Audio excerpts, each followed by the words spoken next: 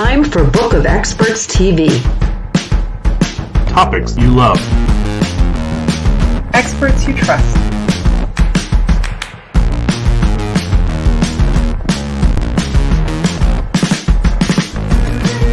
Friction-free referrals. Tried, tested, Trusted. This is Book of Experts, brought to you by salesman.me.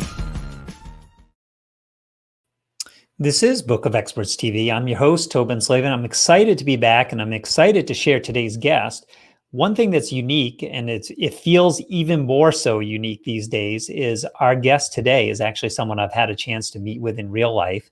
Yeah, the world is opening back up. I'm hearing stories from lots of different friends that went to a restaurant, they went to a concert. Yes, it's still a little bit different. It's not quite the way that it was, probably never will be, but we've been making connections, making friendships online. And today's guest, we're actually going to talk about making a different kind of connection. So I'm going to bring him on now just so I want to see his face here. This is Eric Rogell, my new friend here in Fort Lauderdale in Florida, which is kind of fun because we're new in the area. We don't know a lot of folks, but I had a chance to meet Eric. And Eric, I think you know everybody here in Fort Lauderdale. So that's been fun for us. And today we're talking about how nature can make you healthier, wealthier, and wiser as well. I'm excited to dig into this because I know you got a big trip coming up with some of your guys.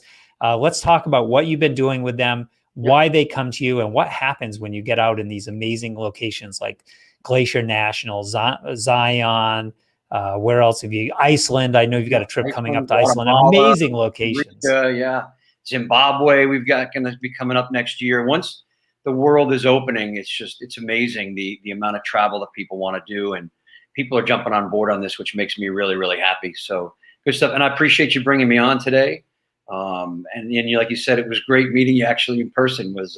It's unusual for me. I have friends all over the world in the last year or two, been meeting really cool people. I don't know when I'll get a chance to meet them in person, but you and I we did that, and that felt pretty darn good. So yeah, and we got to sit outside and eat and relax. We were on the water. It was beautiful. So yeah, it goes right into what we're going to talk about a little bit today. So I'm excited to talk about it. How did you come to do this work? Because you have this background. You've been in restaurants, high-end restaurants. You've been in journalism. You've done all these things in your lifetime, but you're on a new adventure. How did that?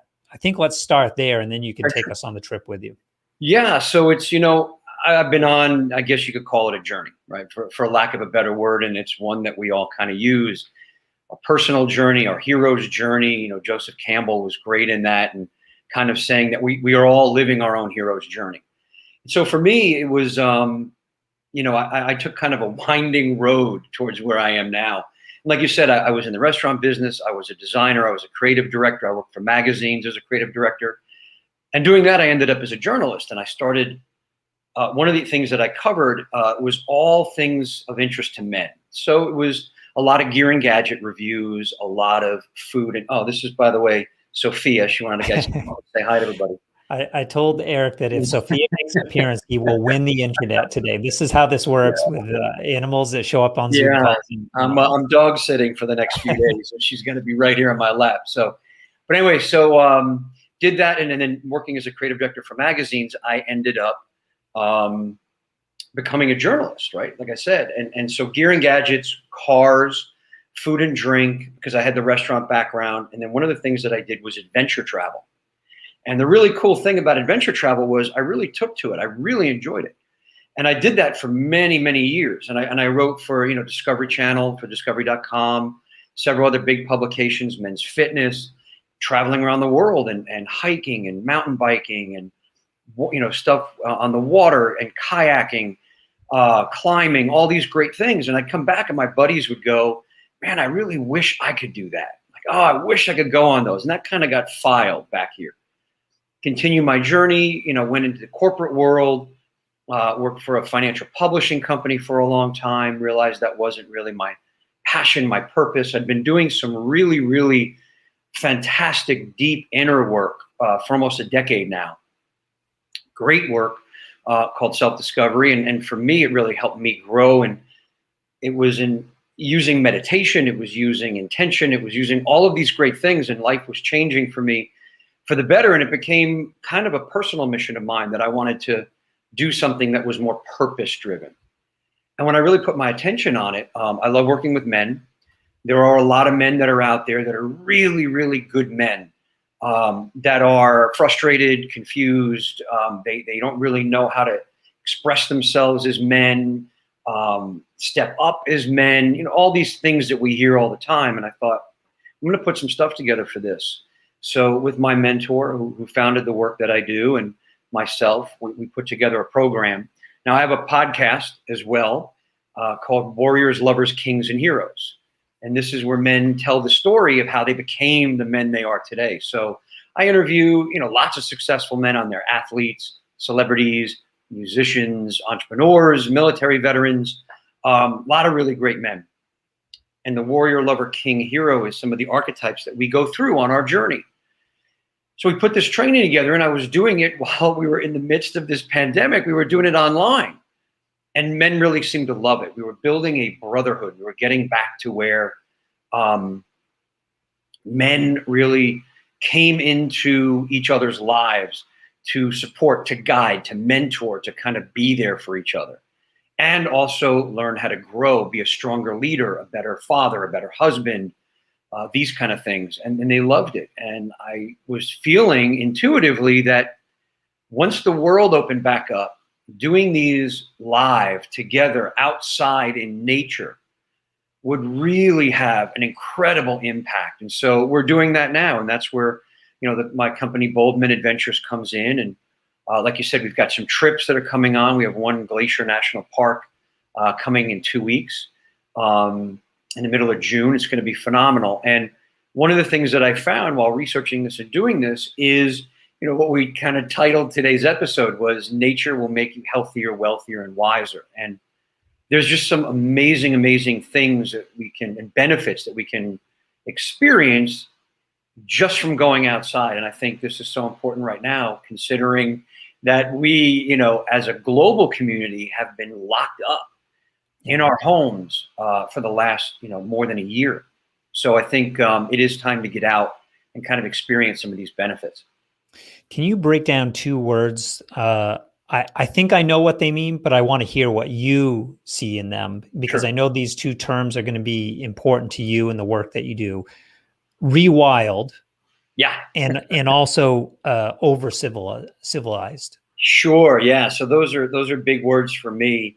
So rewild is a term that I heard from actually one of the partners that I'm working with on putting these trips together. I'm using some really, really experienced people to put some of these trips together. And they've been telling me about some of the things that they've been experiencing. And one of the groups is a member of they call the Transformational Travel Council, which is awesome. And it's like travel with purpose. You want to go and travel and experience, but you want to have an experience as well, personal experience.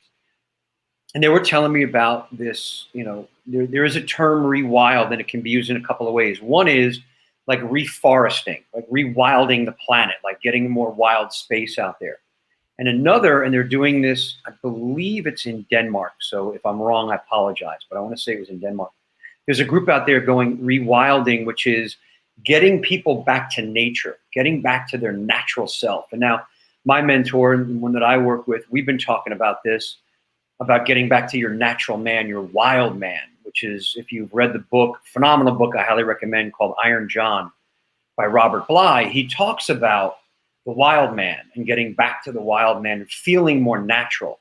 So that rewilding is, it's one of the things that we as humans really need to reconnect with our wild side, our natural side, if you want to call it that. And, Tobin, we've lived as humans, we've lived in nature for 99% of the time we've been on this planet. It's really only in the last 100, 120 years that we've been spending the majority of our time indoors, offices, and then our cars, and then going home, and then back in our cars, and then back to the office.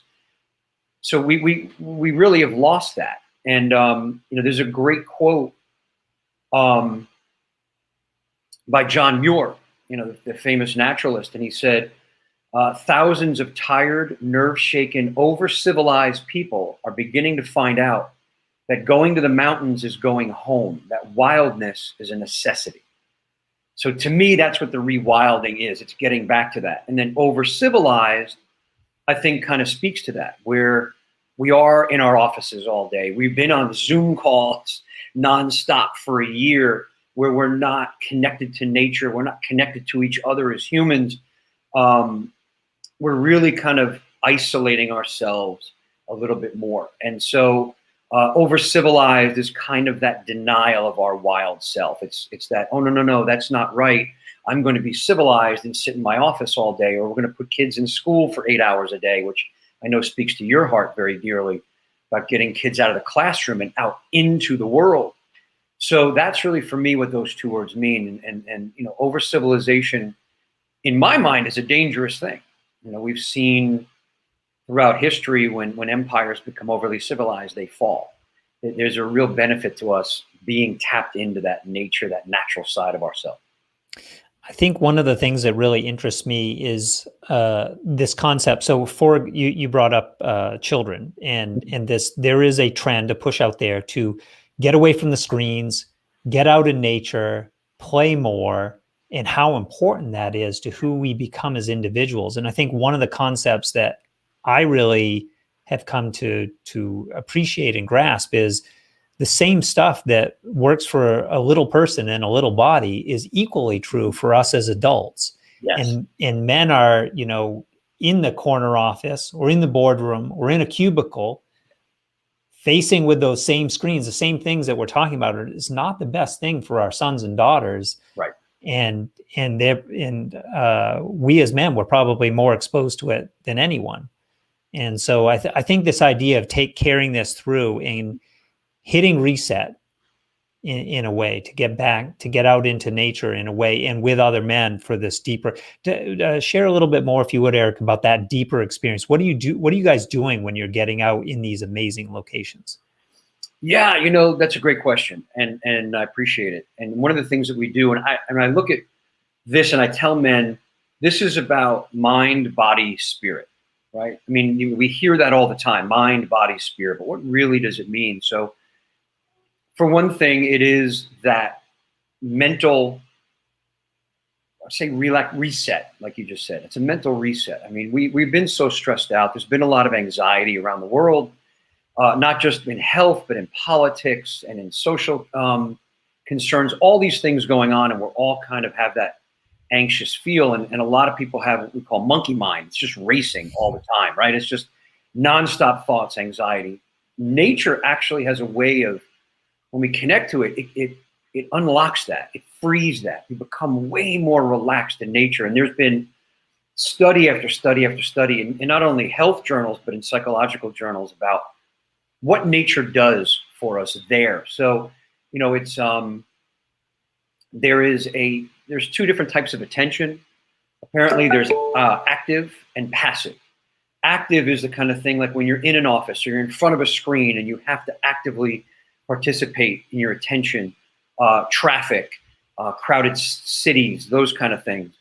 When you're in nature, there's a lot going on. There's trees, there's lakes, there's rivers, there's mountains, there's wildlife, there's all these things going on, but it's a passive attention. We can look and enjoy and appreciate and absorb and not have to actively think. And so it actually slows us down. They have apparently in Germany and Japan, they've been doing this for years. It's like a reset. They send people out into nature. In Japan, it's called, and I have the name here, Shinrin Yoku. And it literally means forest bathing, right? So they go out into the forest and it washes everything away. So that's one of the things that we do when we're out there. So it's about resetting mentally. We can get rid of, fears, doubts, self-doubt, anxiety, those things. Get the men out there in nature feeling more comfortable. So that's the mind part. The body part is, let's push you a little bit. We're going to hike. We're going to mountain bike. We're going to climb. We're going to, kayak and canoe. We might even just play, horseshoes or cornhole or throw a football or just something active. Because so many of us, and again, Tobin, we're specifically talking about men because that's who I take on the trips, but this goes for women as well. We got into this comfort zone. like where it's okay. We sit at our desks all day. We sit, in the car. We sit on the couch at home. We might take a class or do the treadmill or something, but we're not out in nature being active. And that really resets us there, pushing out of the comfort zone, doing a grueling hike where you're out in nature and appreciating really, really helps. That's the body part. And, we can go into this a little more later, but I mean, there's study after study after study on what nature does to our health, how positively it impacts our health. I mean, one study that kind of blew me away was in a hospital. They found that patients that had a window that looked out over trees recovered 4 times faster than patients who had windows that looked out over brick walls or city buildings. Just amazing, just by looking out the window. They were not even getting in nature, but just being exposed to see it. Standing there and doing it. And we can do this ourselves in our office. I used to do this intuitively when I was working in an office. If I had a problem or something was, I needed to work something out, I would actually go stand by a window. I just would get up and go. It just felt natural. So that's the body part. And then spirit-wise, we're going to do some work on. There's some meditations that I do out in nature that are phenomenal. I actually did with the guys, virtually on Zoom calls, and then had them on their own go out and do them. And the results were absolutely incredible. So there's that. We get into the meditation, slowing the mind down, being out in nature, doing these walking, eyes open meditations where you're part of nature.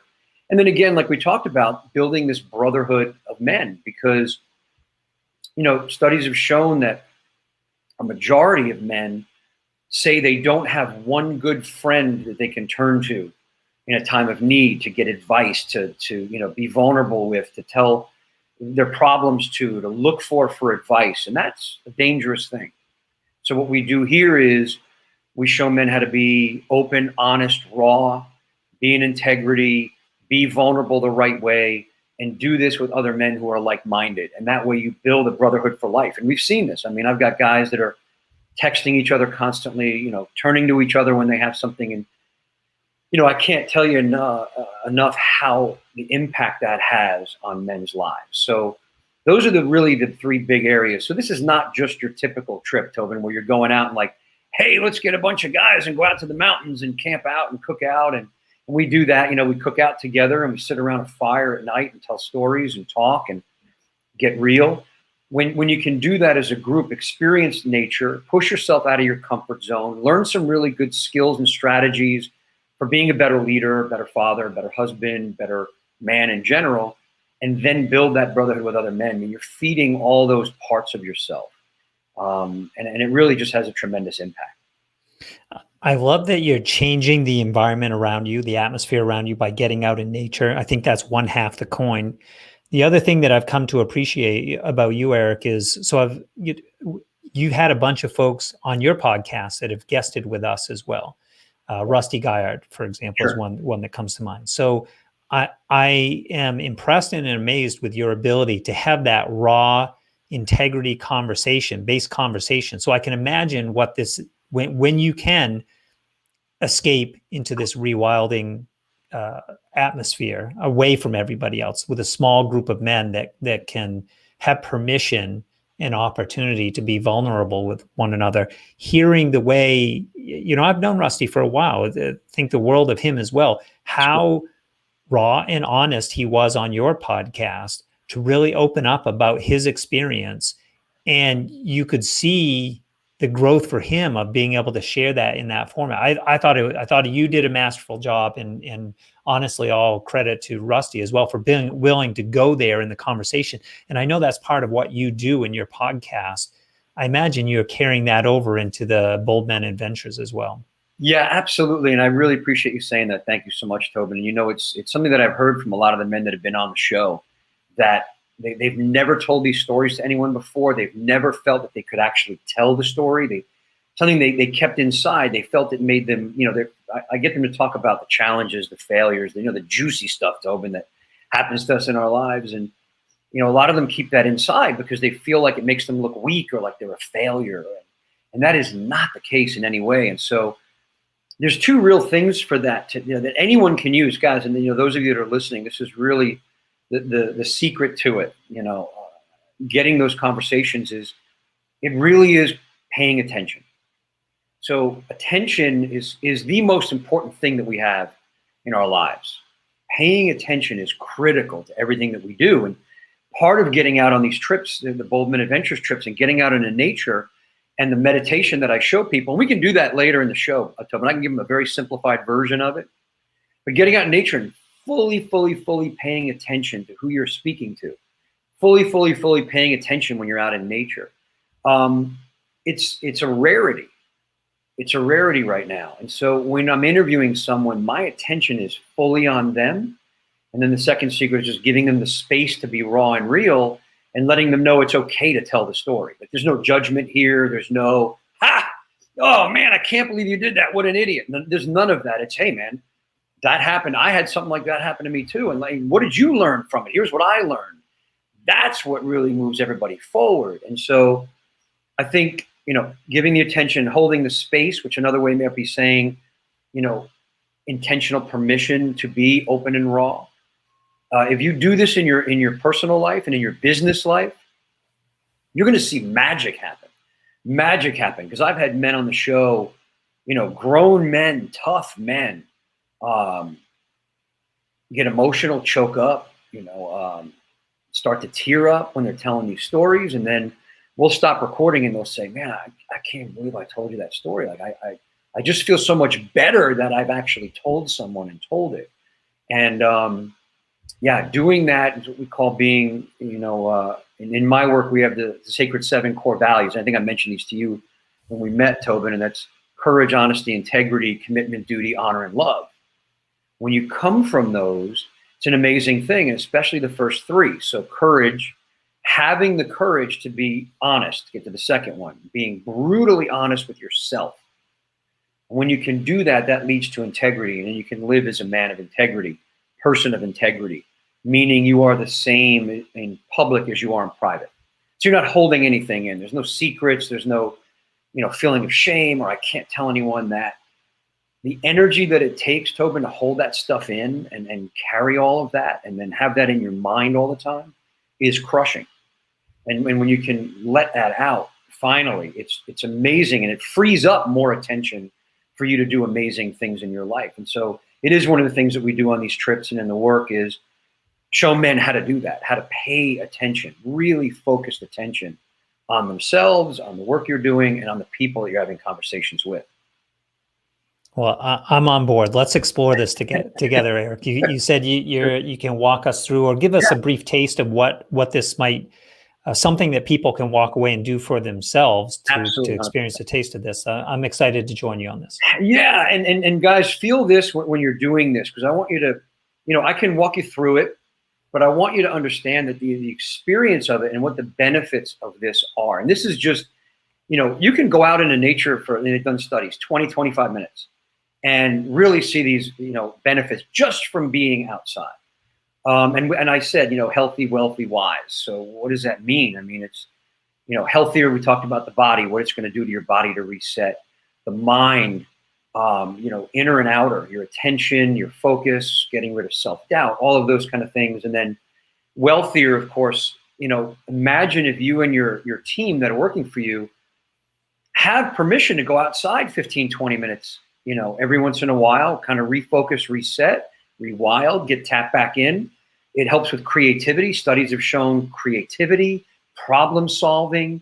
It creates a sense of awe and wonder, which really opens yourself up to, anything that you're doing, projects that you're working on. And then that can go right to bottom line, productivity in your business. People are more motivated. They're happier. So this is a very simple exercise that you can do, and you'll benefit all of those ways. Now, there's a bit of a meditation that goes before it, which I recommend. I'm not going to walk through that because that takes a little bit, 10 minutes. And it's something that I like to be face-to-face with people when we do. I am going to do a video of it, which, Tobin, I'll let you make available to your guests, your listeners. That would be great. I will definitely do that when it's up and ready. But what we're going to do right now to make it real quick is this. So just imagine this. Put your attention on this for a second. Before you jump in, I want to mention one thing for our audience out there. So I just want to remind you guys, because I know you, I know our community. In fact, I heard a couple of you mumbling out there. And I want to remind you that how you do one thing, how you show up is how you do everything. So this is for you. Like whether you choose to actually do this and take the time to do this for yourself is your choice. But just pay attention that if you're sort of half going through the motions and you're curious about it, you're not going to get the full effect of what Eric's going to share with us. So you owe it to yourself and you deserve it. So with that said, take us away, Eric. I love that, Tobin. I could not agree with that more. I mean, I can't just say amen loud enough to that. That is beautiful. So yeah, and guys, understand, you'll get the benefits just going outside. But if you go outside and you bring your phone with you or your iPad or you put headphones on, you're missing out on a vast majority of what you could be doing. So here's what I would have you do. So just get outside. And if you're in a city, try to find a green space. You know, it's way more relaxing to the mind than traffic and everything else. So find a green space. If you cannot get out of your office easily, a window is good, but I prefer you be out in it because there is a vibration. There is a sense of oneness with nature. If you know, we're not getting too woo-woo here, but there really is that feeling. So get outside, take a few deep breaths, just decompress. No phone, no headphones, no music, no distraction. And just take a deep breath. What your attention is going to be on is imagine that you're a tiger. And imagine a tiger that's out in the jungle, in its natural habitat, and it's stalking. Right? What is a tiger like when it's stalking? You know, and I wrote an article about this recently, and I said, you know, a tiger's not worried about a report that's due on Monday. A tiger's not worried that its whiskers are crooked or not. A tiger is fully attention out on what it's doing. So when I say attention out versus attention in your head, attention out is where we want to be. And that's what gets us in this frame of mind that I'm talking about. In the zone, really, is kind of what we call it. So you're a tiger, you're stalking. So there are three main senses that I want you to use. One is your sight. So when you're out there, you're looking intently. And don't just look and go, oh, there's a tree, there's a bush, there's a flower, there's a squirrel, right? Those kind of things. I want you to really look. Do you see movement, light and shadow? If you hear a bird, can you find it in a tree, right? If you hear rustling in a bush, look really and see what is that. Can you see insects crawling on blades of grass? Really focus your sight. Look like you've never looked at things before. Really focus in. Colors, shapes are good, clouds in the sky, all those things. So sight you're going to use. And then really use your sense of hearing. So sounds. So I want you to keep looking, but also listening, because a tiger will do this while it's stalking. It wants to see if it hears something in the distance. So if you're in a green space, listen to see if you can hear traffic or people talking, or the sound of your own breathing, or rustling in trees, birds singing, dogs barking.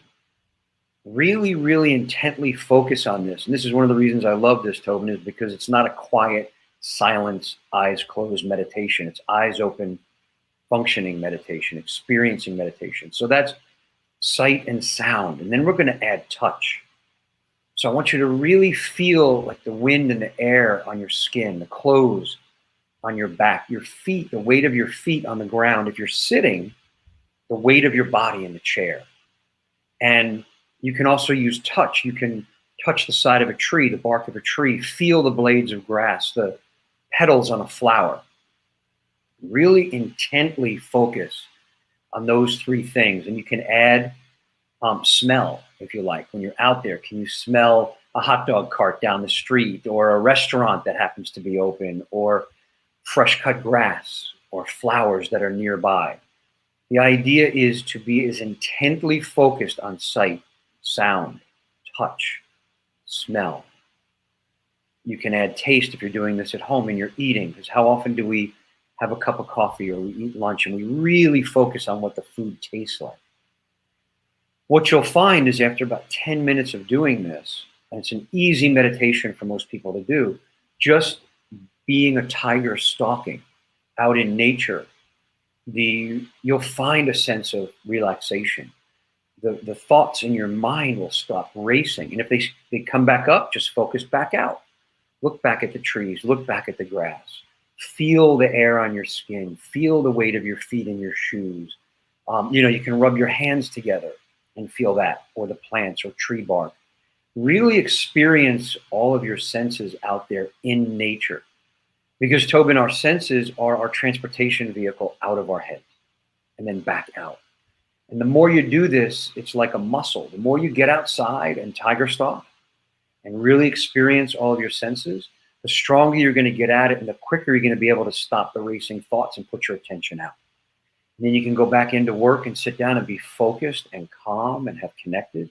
So how does that feel, just even me just kind of talking you through that, Tobin? Yeah. So what I like best about this, this tiger stalk form of meditation is the extreme focus.